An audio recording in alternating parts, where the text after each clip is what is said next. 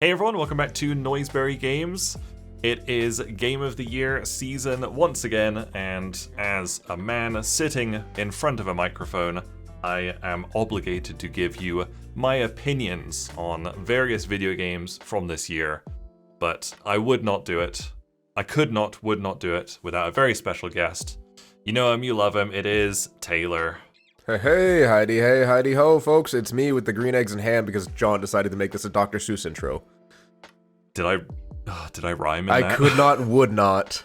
Oh, okay. That's fine. Yeah, that's like the classic, I could not, would not, Sam, I am. I could not, would not eat green eggs and ham. True, you're right. You also made it sound like it was going to be like season 5 of this running thing. You were like, Games of the Year season. I was like, huh? Yeah. It's just the emphasis you put on season as opposed to like the Game of the Year, season. It just made it sound like there was going to be a number or something following that. Listen, I don't do these intros much anymore, okay? Oh, I know. I watch your videos. God, how dare you? I just don't do videos thank anymore. But yeah, it is the end of the year, so in this video, I'm going to be going over my top 5 video games of 2024, and in the next video, Taylor will be doing his, so look forward to that. Are you ready yet, Taylor? I am. I'm going to Google the game if I don't know about it. Okay, you will do that for at least one, is my prediction. That's fair. I have a couple guesses for games that I know you've talked about, because obviously, we've talked about kind of what you're going for all achievements for, what you were looking forward to. So I have an idea of what the games will be. I don't necessarily know the game, like about the games, so to speak. Okay, yeah, that's fair. And for anyone new to these videos, we go from 5 up to 2, and then before we do our game of the year, we just talk about any honorable mentions, or last year dishonorable mentions. I don't have any of those this year, which is quite nice. I don't think I have any this year, but we'll get into that in my video. Okay, yeah, look forward to Taylor's video in a couple of days, a number of days. Insert number here. Nah, I don't know. I'll know at some point. Just look for it. Hit the subscribe button, ding the bell. That's what people want, right? I mean, that's what we want. I don't know if that's what people want. It's true. I've never dinged a bell in my life on YouTube. I don't think I have either. No, that's not me. Okay, we should get into this. Okay, so starting with number 5, my number 5 game of the year is Until Then. What? Hang on. That's the one I was assuming you would have to look up. Wait, you did a video on this, didn't you? I sure did. Okay, I remember that. I vaguely remember this video. Okay, so Until Then is very narrative heavy, very story and character driven adventure game. You basically play as a high school student in modern day Philippines, or pretty close to modern day. They've got smartphones and things like that. And it's just you basically experience the story of this character and his friends and his family in this fairly poor part of the world, in at least the setting of this game is. And this game just, it really struck a chord with me.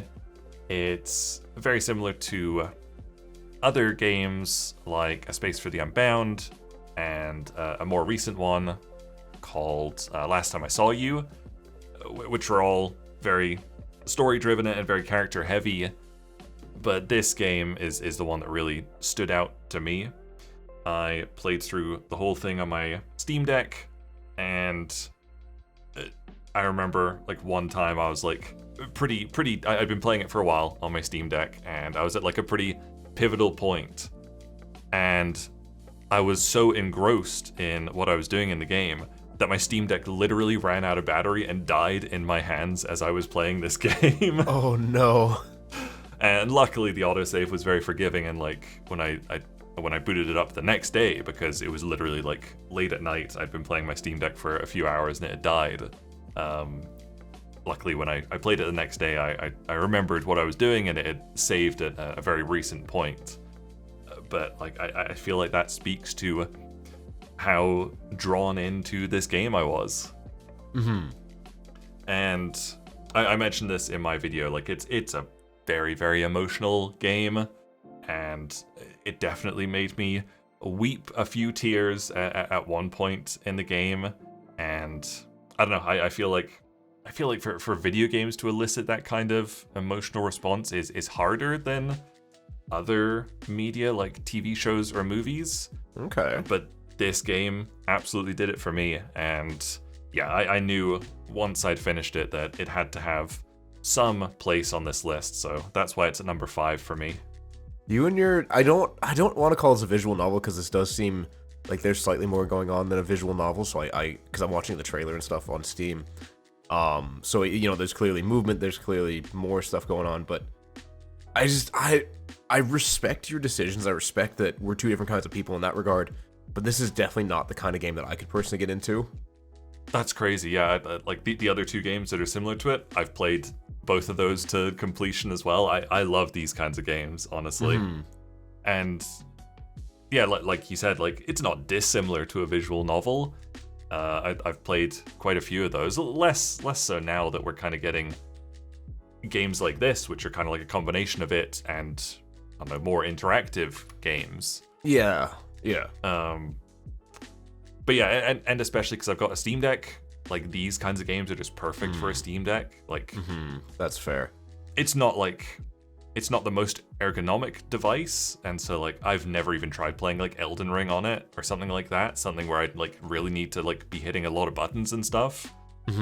But where I can just move side to side and press A to advance through dialogue, Steam Deck's perfect for it. So yeah, these kinds of games are really right up my street. Yeah, right up your street. Okay, that's is that not it? It's right up my alley. Usually, I'm just. I mean, they're effectively the same thing. It's just weird to hear it kind of twisted so slightly. Sorry, I'm a foreigner. I don't have a Steam Deck. So I don't have that kind of access to the mobile or kind of, I guess mobile or handheld experience. Handheld, yeah. And just like if I'm sitting down at a computer doing something interactive, I want it to be more interactive to kind of keep my focus. And that's just a problem with me in general. So I understand the circumstances, and I think it looks like a great game for the right kind of person. Yeah, that's totally fair. I do very much like kind of mentally divide my Steam library into, these are Steam Deck games, these are main computer games, like Elden Ring and bigger games like that are like, yeah, I have to play them on my main computer. But anything like pixel art like this, perfect for Steam Deck. Okay, moving on to number 4. I'm sure you've heard of this one. I don't think you've played this one, but my number 4 is Balatro. I have seen plenty of videos on it. I know all about it, but no, I've personally not played it. Okay. Why haven't you played it out of interest? Not your kind of thing? Yeah, that's basically it, is that it's just not really my thing in terms of what's what I'm interested in. I couldn't focus on it. Okay. Like it's weird. I couldn't focus on it because it's not like drawing my attention up, but at the same time it's almost too chaotic for me to follow properly. Yeah. So it's both not as interesting as I want it to be, but also too overstimulating. Interesting. Okay, I also just am not a big roguelike fan. That is fair, yeah. So if people don't know, Balatro is the poker roguelike. You collect a poker deck of regular playing cards, and you also collect these special jokers that make various changes to the cards you play and the run you have, and you basically play poker hands out of your deck to get points, and that's kind of the main conceit of Balatro. And it blew up when it came out early this year. People were raving about it. I just kind of caught the edges of it as it was blowing up. I was like, that looks fine, it looks kind of cool. And then it just kept blowing up and kept seeing it everywhere. And I think I was partially swayed to pick it up because of that, and then also partially swayed to pick it up because it's developed by a solo developer, and that solo developer is Canadian. And okay, I thought, just a Canadian guy, I'll pick it up, have a go at it, and see what all the fuss is about. And I played for probably about 6 hours or so, and then I dropped it. And I was like, it's okay. I don't really get it. I'm terrible at it. I'm struggling to learn it. It's probably just not for me. Yeah. And then I don't remember why, but I picked it up again a few months later, and then it just finally clicked with me. I finally learned how to play it. And yeah, I sunk tons and tons of hours into it. And not only is it, because I get sent a lot of review codes, so I don't buy a ton of games each year. Rub it in, why don't you? I'm not trying to brag, I'm just trying to, like, I cover a lot of games. So, like, I don't have time for a lot of games. Yeah. Like, until then was a review code, and it's made my list. Like, it doesn't change anything. But Balatro, I not only bought it on Steam, I bought it again on mobile. So I bought this game twice in 1 year. Well, it's like, what, not even $5 or something? Yeah, I think it was like $6-7 Canadian or something. Yeah, so it's not super expensive. Like, you're not gonna drain your wallet. No, definitely not. But it came out on mobile at the, like, it's a card game, like it's perfect for mobile, and it came out at the perfect time. I was house sitting for my sister, and so I was away from my computer, and I was at her house from I think like Wednesday night until Sunday evening. Yeah. And Balatro on mobile came out on that Thursday morning. And it just came out at the perfect time. Like, I didn't have my computer, I had my Steam Deck, but I didn't really have anything to do. And I sank a ton of hours into it on my Google tablet and on my phone. And yeah, played even more of it on PC when I got home. And yeah, I really, really loved it. Not enough to get all achievements, because all achievements are horrifying in that game. That, I have not looked at the achievements. I know it can get pretty chaotic, and that's why I've always kind of avoided most roguelikes unless it's a very, very small handful. Right. Like say Hades. like I know Hades. Hades. Yeah. So it's never been appealing to me. No, that's totally fair. And yeah, I quite like roguelikes, and I also really like card games. You know, like I played Hearthstone for years, played Yu-Gi-Oh! Both like with physical cards and online during COVID. You know, like Slay the Spire, Monster Train. So yeah, card-based roguelikes, or like those two genres really speak to me. Okay. And it's, I like card games. I get it. I'm not a big, I don't know. It's just those games never really clicked in my head because of just too much strategy, or just, it's again that weird combo of it's engaging, it's overstimulating, but also not engaging enough. It's really weird because there's no middle ground for me. So I do need to ask you though, are you a fan of poker in real life? I don't think I've ever actually played poker in real life. Oh wow. I think I've like played it like against a computer, like on Steam, like twice or something. But yeah, like I've like never played poker, so like I vaguely knew most of the poker hands, and like I still like, especially when I was learning it, I still had to like double check like what the difference between a flush and a straight was. But like that does not impact you being able to play this game at all. Like, you can always like pause the game and look at the poker hands in game. Fair. Yeah, it's very easy to get into despite not knowing like anything about poker. Okay, no, that's nice because yeah, I've played poker a bit when I was younger. Okay. So I understand some of them, but yeah, I would forget about half of them for sure. Yeah, but yeah, you literally just click info, it's all there, and yeah, I still check it sometimes. That's fair. So how many hours would you say you have on like on one of the systems, like mobile or Steam Deck?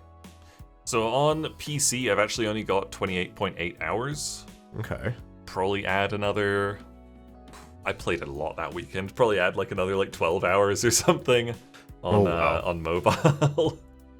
So that's at least 40. Okay, that's pretty reasonable for like a rogue like in of that size.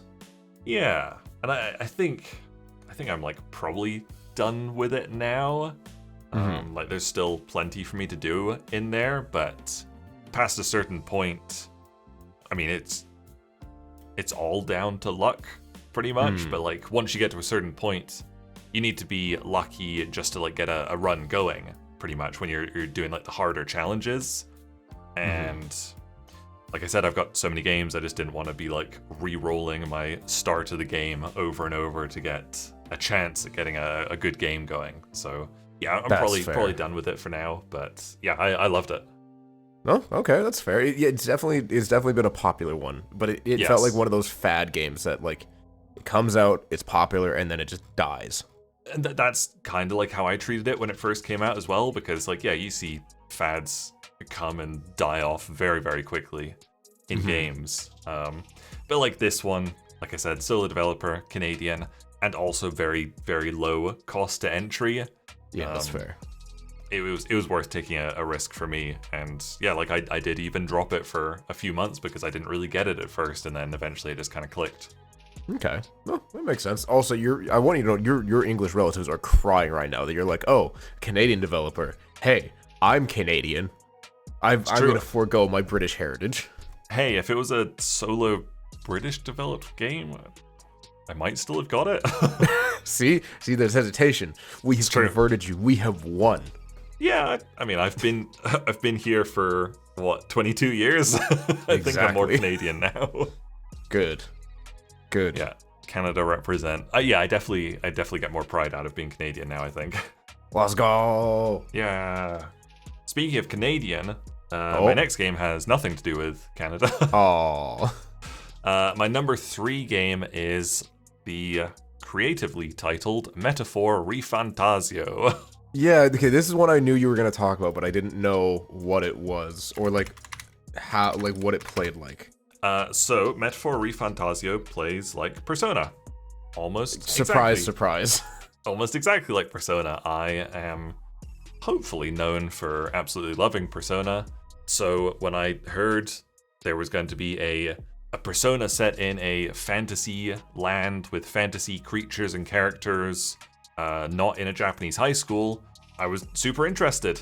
And it came out. I think this was like teased years ago, but I obviously missed that first teaser, and then it was announced earlier this year, I think, at probably one of the summer gaming shows, and I was like, wow, this sounds awesome. This sounds right up my street. Oh god, not again. Not again. And yeah, it's an Atlas game. It's literally made by the directors of Persona 3, 4, and 5, which are the best Persona games. So yeah, it was always going to be my kind of jam. It's so similar to Persona, even down to you've got an in-game calendar, and you basically, when you're not in a dungeon and you're just in town, you spend your days split up into the daytime and like the evening, and you can choose to do pretty much anything with your time, very similar to Persona. You can spend time with your companions, just like social links from Persona. You can go do quests, you can go do events, you can go into dungeons and train up. It's so similar to Persona, but just set in this very unique and incredibly creative fantasy world. And I thought it was fantastic. It doesn't match Persona for me. Persona is definitely my favorite. I personally love the Japanese high school simulator part of Persona. I think that's great. And yeah, just the environment of Persona is always going to top it, I think. But yeah, I loved this. It's my kind of game, and I kind of assumed it would be from the reveal trailers and stuff like that, and I'm glad it lived up to my expectations. That's fair. The characters do just look like kind of reskinned or repaleted Persona characters. Like some of the ones I'm watching, so I'm watching the trailer, and like it looks like they have what was the main character from Persona 4 Golden? It was you something. You Narukami. Yeah. Like yeah, he's literally just in here. He's literally your companion Stroll is almost identical. Some of the because they're kind of a core part of the game is there's all these different races, and you encounter all of them throughout the game, and there's very normal ones, like you as the protagonist look fairly normal, and obviously Stroll looks very, very normal. But then you've got characters that are like 3 feet high with massive ears. They look like walking bats without wings. And there's the character designs are all pretty interesting and creative, but the main monsters you see are just bizarre and hideous, and they're so good. Like, if you can look up any of like the monsters, the main like big boss monsters, without spoilers, they look so cool. I think there's a couple on like the screenshots on the Steam store page. They look awesome. Yeah, so creative. They looked really interesting in the trailer from what I saw. Yeah, it's so stylish as well. Like, it's just like Persona, and like, yeah, the UI and everything is so stylish. Great game. Okay, fair enough.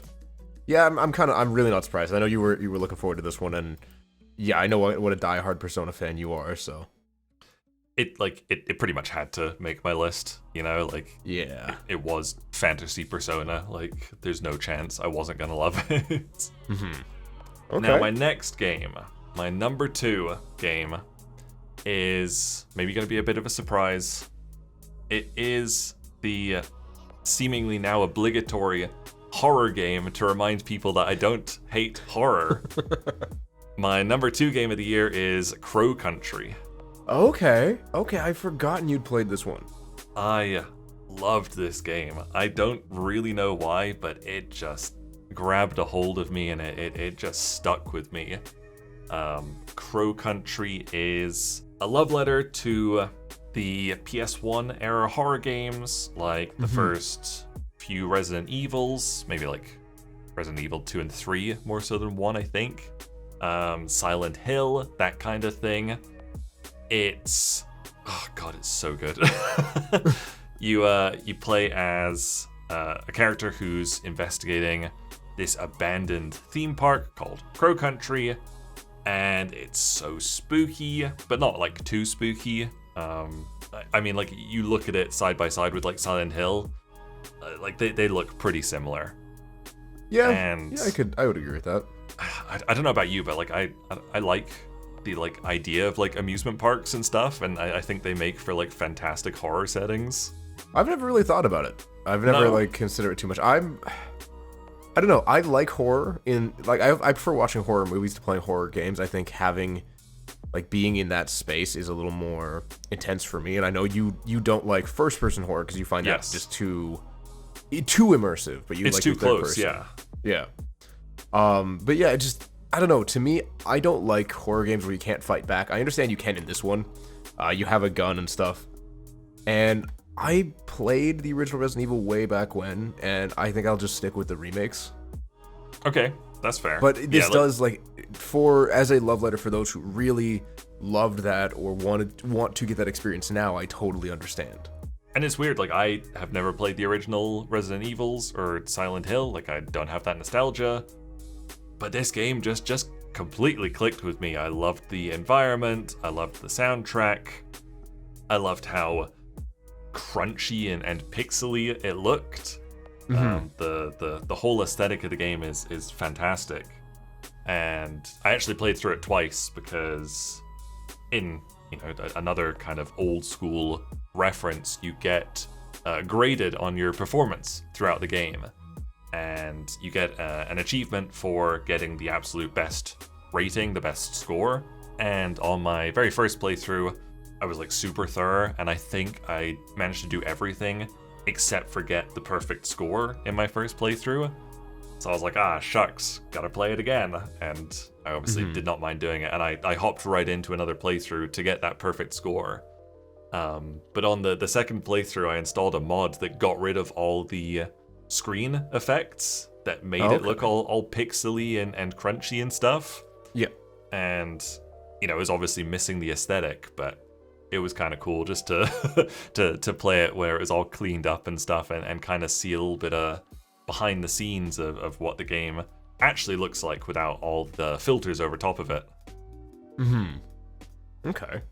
So they don't have an option just to remove that? No, I wish they did.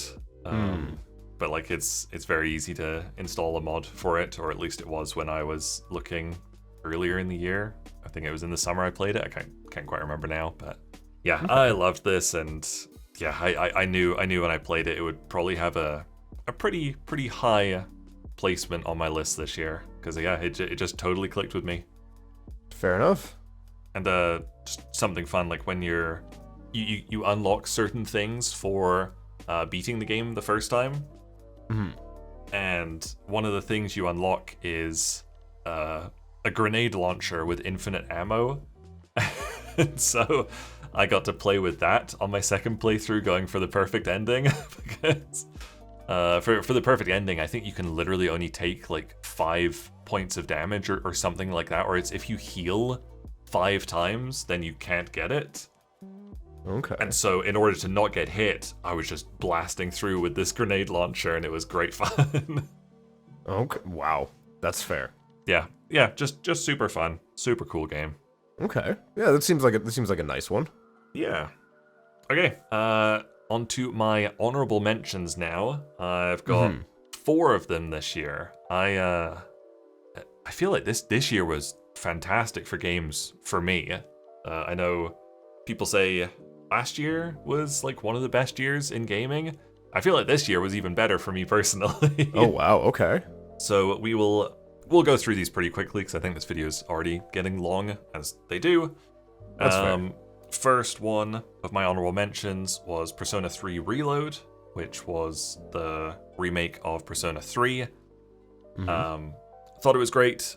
I have played not like the fully original Persona 3, but the kind of deluxe version of the PS2 original. I played that 2 or 3 years ago, I think. And then Persona 3 Portable came out on Steam last year, and I played that last year as well. So I played a lot of Persona 3, and I'm very familiar with the game and story. So just because this was a remake, I thought it wasn't fair for it to make the full list, but wanted to give it a shout out because I thought it was great. Next honorable mention goes to a game called Dread Delusion. Oh, what? Dread Delusion is kind of like a Morrowind, like a little bit like classic Elder Scrolls. It's very like classic Elder Scrolls, mostly like Morrowind, little bit like Iron Oblivion. Pineapple played this. Did he?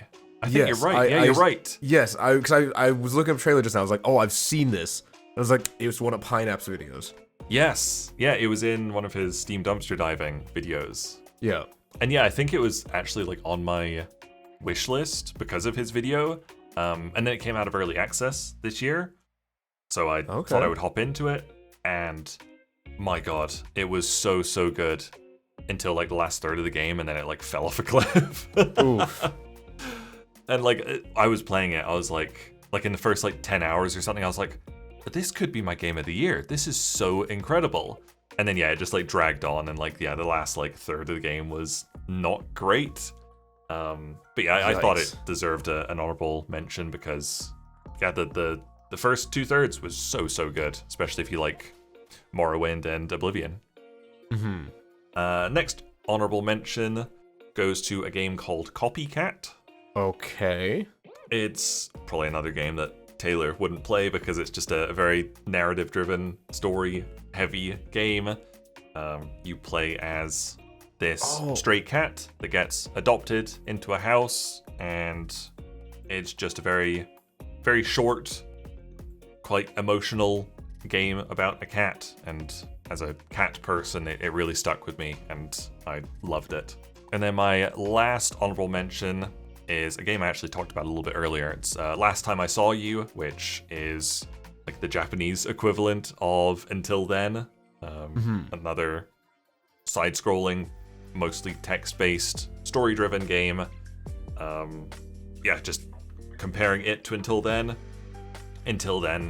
easily won for me, but I really liked Last Time I Saw You. I played through it all in definitely a weekend. I can't remember if it was like one day. I think it was a weekend. But yeah, it was great, and would definitely recommend if you like Until Then. Okay. Fair enough. Which brings us to my game of the year. Taylor, do you have any idea what it could be?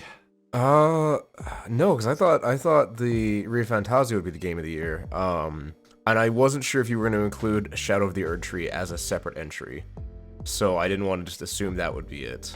My game of the year is Elden Ring: Shadow of the Erdtree. There it is. Yeah, I'm pretty lenient with these lists. I'm fine with DLCs. I'm fine with updates to games if they're like big enough.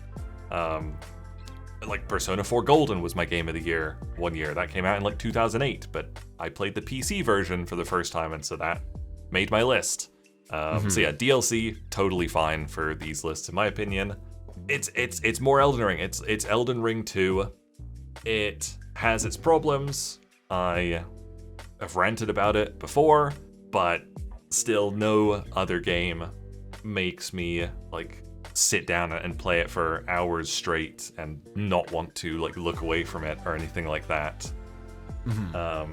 I've only done 3 playthroughs of the DLC so far, and like for the last like 2 months I've been itching to play another playthrough of the DLC, but I just have so many games to cover. But man, like, how can you want to do Radon again? there is a new cheese for him that I oh my god, of course there is. just tested out on my mage literally about a week ago, that lets you just instant kill him with not very much effort. Alright. And also, like, by that point, like, the DLC's over. Like, if I have to stop before Radon, I don't really mind. I've already done everything else. And yeah, I still think Radon is garbage. Still a terrible fight, even though he's been nerfed like a tiny bit. Still think it's dreadful, but Fair. Even though I've only played those 3 playthroughs of it, I mentioned to you, I think off camera at one point, that Season 4 of Elden Ring Bingo Brawlers happened in October and November of this year. Yes, and I think, yes, I vaguely remember that. And that it was exclusively the DLC for this season. So Bingo Brawlers is basically 2 players play against each other in separate instances of Shadow of the Erdtree. They have a shared bingo board which has 25 randomly selected objectives, and basically they race each other to complete this bingo board. So some of the objectives can be like kill 4 remembrance bosses, upgrade a remembrance weapon to max, kill a boss with a remembrance weapon.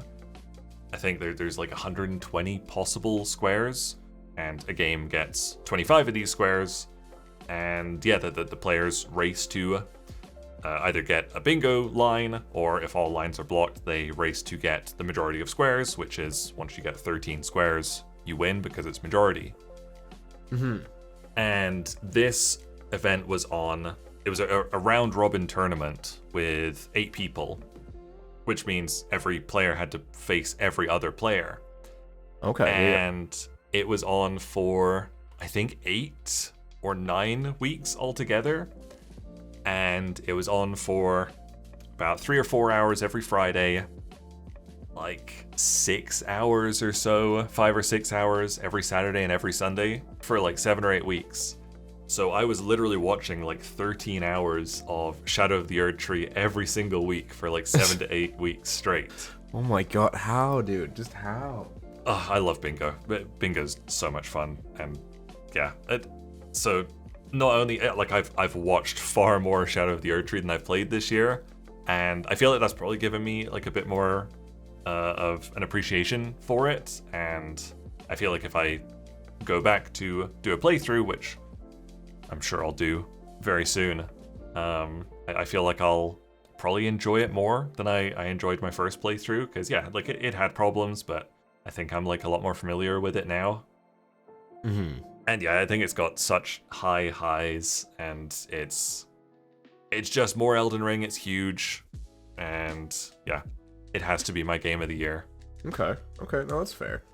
I kind of figured if you did include it, because I couldn't remember what your rules were around that it would be your game of the year.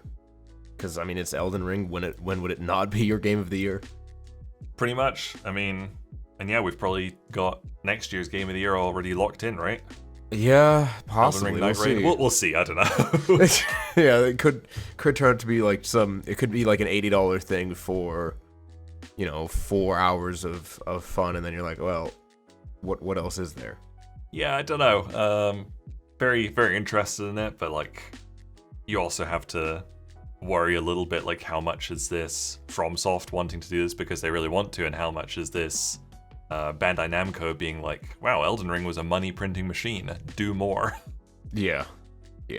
So yeah, we'll see. I think it looks great so far, but we'll see. But there you go. That was my top 5 games of 2024. Thank you very much for being here, Taylor. Really appreciate it. Could not do it without you. Well, thank you for having me. And yeah, look forward to Taylor's list coming very, very soon. Thank you guys very much for watching this. Make sure you leave a like and subscribe if you enjoyed it. And we'll see you in Taylor's video. Bye. Bye-bye.